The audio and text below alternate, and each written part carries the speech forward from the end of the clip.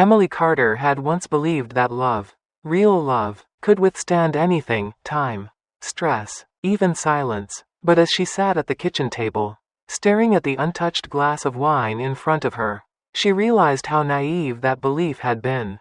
The house was quiet, save for the faint hum of the refrigerator and the rhythmic ticking of the clock on the wall. Nathan was late again. He had promised to be home for dinner. But like so many other nights, his absence filled the space between them more than his presence ever could. It wasn't always like this. They had once been inseparable, whispering inside jokes over morning coffee, stealing kisses in the hallway. Now, they barely spoke beyond routine pleasantries. How was work? Did you pick up the dry cleaning? Their words stripped of warmth. Their connection dulled by years of unspoken grievances. Emily didn't want to admit it, but she felt more like a roommate than a wife. She still loved Nathan, but did he still love her? Or was he simply too distracted, too consumed by work, to notice how distant they had become? That was the real fear, that he didn't see her slipping away. Worse, that he didn't care. Emily never planned to find solace in Ryan Bennett. It happened gradually, so subtly that she didn't even realize she had started looking forward to his visits. He had always been a part of their lives, Nathan's best friend. A familiar presence at their dinner table. An easygoing man with a laugh that filled the room. But lately, he had become something more. Not in an obvious way. Not in a way she could name, at least. Not yet. It started with small moments. The way he'd linger after Nathan left for work, offering to help with little things around the house. The way he'd notice details Nathan didn't. New haircut? Looks nice. The way his voice carried warmth when he asked how she was doing. As if he actually wanted to know.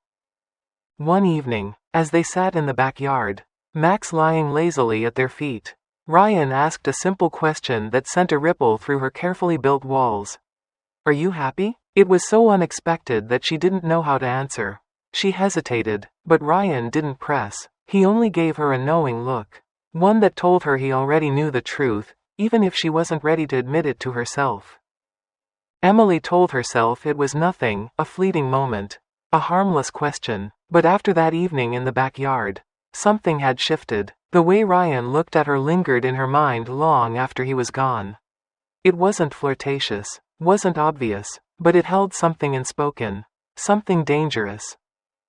She tried to push it away, convincing herself that she was imagining things. Yet, the tension between them only grew stronger. When Ryan came over, she became hyper-aware of his presence, the way his voice seemed softer when he spoke to her. The way his fingers brushed against hers when he handed her a glass. The way he noticed the smallest details Nathan never did. One night, Nathan was working late again, and Ryan stopped by unexpectedly. "Just checking in," he said, his tone casual, but his eyes betrayed something deeper. They sat in the dimly lit living room, the silence stretching between them. Emily felt the weight of his gaze, and for the first time, she couldn't meet it. She should have ended it then, should have put distance between them before it went too far. But she didn't, and deep down, she knew this was already too far. The night felt heavier than usual, the air thick with something unspoken. Emily was alone again, Nathan stuck at work, leaving the house in a familiar, echoing silence. She had barely settled onto the couch when her phone lit up, a message from Ryan. "Still up?" She hesitated before typing back, her fingers hovering over the screen. "Yeah, couldn't sleep." Moments later, there was a knock at the door. She wasn't surprised. When she opened it, Ryan stood there, hands in his pockets, his expression unreadable. "Just thought you could use some company," he said, his voice lower than usual. She let him in. Maybe she shouldn't have. They sat across from each other in the dimly lit living room. The only sound the distant hum of the fridge. He looked at her like he had something to say. But neither of them spoke. Instead, there was just the steady pull of gravity drawing them closer, his knee grazing hers. His fingers brushing her wrist as he reached for his drink. It wasn't much. It wasn't a kiss. But it was enough. The room felt too warm, her pulse too fast. And she knew she had crossed a line she could never take back.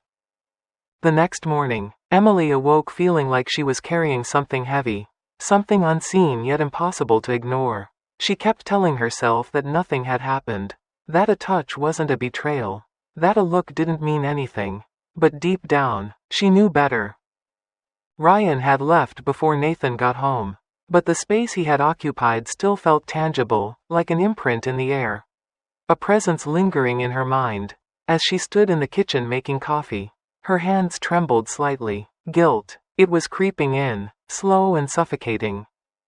Then Nathan walked in, rubbing the exhaustion from his face. "You're up early," he said, dropping a kiss on her forehead.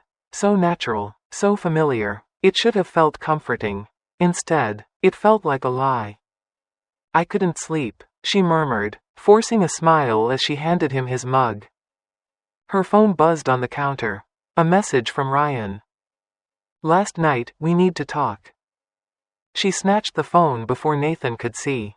Her heart pounded against her ribs. No, they couldn't talk. If they talked, it would make everything real. She turned off the screen, pressing the phone face down. This secret had to stay buried. The weight of Ryan's message followed Emily throughout the day. No matter how much she tried to push it away, it sat in the back of her mind like an unwelcome guest. She couldn't let it affect her, not when Nathan was right there, completely unaware of the storm brewing inside her. That evening, Nathan suggested a quiet night in, just the two of them. He had been feeling guilty about his long hours at work, and Emily could see the effort he was making.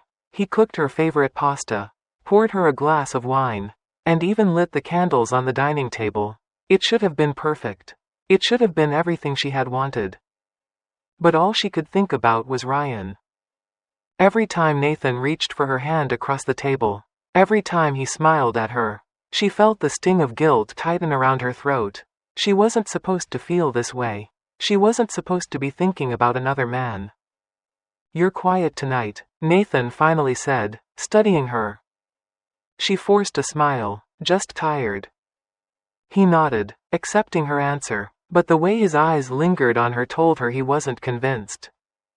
And that terrified her. Emily had spent the entire day convincing herself that nothing had changed, that the tension with Ryan was a fleeting moment of weakness. But deep down, she knew better. That evening, as Nathan left for another late shift at work, Ryan showed up at the door. He hadn't been invited, but the look in his eyes told her that he knew she wouldn't turn him away. "Just for a few minutes," he murmured, stepping inside.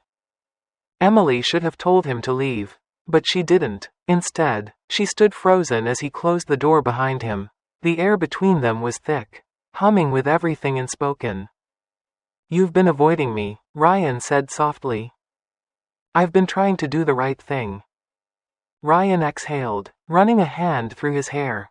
"Then why do you look at me like that?" She opened her mouth to protest, but before she could, he took a step closer. Close enough that she could feel the warmth radiating off him. Close enough that she could smell his cologne, clean and familiar. And when his fingers brushed against hers, she didn't pull away. She knew she should have. But she didn't. Emily had spent the entire day battling with her emotions, convincing herself that she could keep things under control. But when Ryan showed up again that evening, the line between right and wrong blurred into something unrecognizable. Nathan was still at work. Max was curled up in his usual spot by the fireplace, and the house felt eerily quiet. Ryan leaned against the doorway, his expression unreadable, his eyes scanning her face as if searching for an answer she wasn't ready to give. "You called," he said, his voice low. She had. A simple message, "We need to talk." But now, standing in front of him, she wasn't sure what she had expected. "I can't do this," she whispered, forcing herself to look away. "Then why am I here?" She didn't have an answer, not one she wanted to admit. Ryan stepped closer, and for a brief moment, she let him, the warmth of his body, the intensity in his gaze, it was intoxicating. Then, just as quickly, she took a step back, shaking her head. "We need to stop." But as his fingers traced the edge of her wrist, A silent understanding passed between them. Neither of them believed that. The sound of the front door unlocking sent a jolt of panic through Emily's veins. Her pulse pounded in her ears as she and Ryan froze in place, their eyes wide with the realization that they had run out of time. Nathan was home. Max barked excitedly from the hallway, oblivious to the tension suffocating the air. Ryan took a sharp step back, his jaw clenched, his hands curling into fists at his sides. Emily's mind raced, searching desperately for a way to explain why Ryan was here, why they were standing so close, why the guilt in her eyes was impossible to hide. Nathan stepped into the living room, his face lighting up until he saw them. The shift was immediate. His smile faded, his brows furrowing as suspicion took hold. His gaze darted between them, lingering on Emily's flushed cheeks, Ryan's stiff posture. "What's going on?" Nathan asked, his voice cautious but sharp.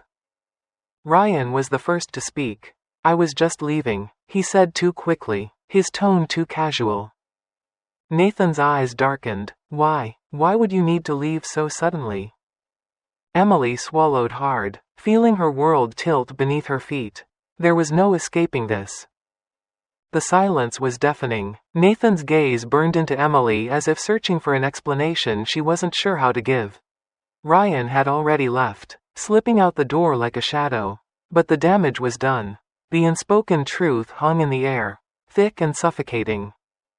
"Emily," Nathan finally said, his voice low, controlled, but laced with something raw beneath the surface. "Tell me the truth." Her breath hitched, her mind scrambling for words, for a way to undo what had been set in motion. "It's not what you think," she whispered, but even she didn't believe the words as they left her lips.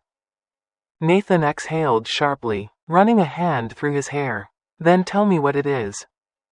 She wanted to tell him that nothing had happened, that it was just a mistake, an emotional misstep, but how could she? How could she erase the moments she had spent with Ryan? The ones where she had felt seen, understood? Tears welled in her eyes as she whispered, "I don't know." Nathan took a step back, his face unreadable. "I need some time," he muttered before walking away, leaving Emily alone in the wreckage of what once was. Emotional distance can be just as damaging as physical betrayal in a relationship. In today's fast-paced world, where work, responsibilities, and daily stressors consume our lives, it's easy to neglect the emotional connection with a partner. If you feel unheard or unseen, address it before seeking comfort elsewhere. Open communication, vulnerability, and intentional effort are key to keeping a relationship strong. Temptation often arises in moments of loneliness, but stepping outside the marriage won't fix what's broken inside it. Prioritize your partner, nurture your bond, and if things feel strained, seek solutions together, before the distance becomes irreversible.